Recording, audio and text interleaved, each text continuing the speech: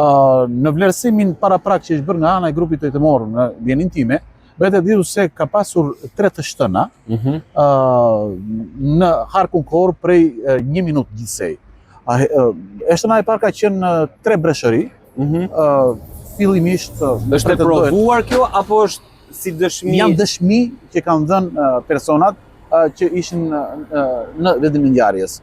Pra, i ati pra Qerem Braçi së bashku me dy fëmijët e tij, edhe me Bariun që banor i fshatit Nivic. Pretendohet se ka pasur një të shtënë paralajmëruese fillimisht me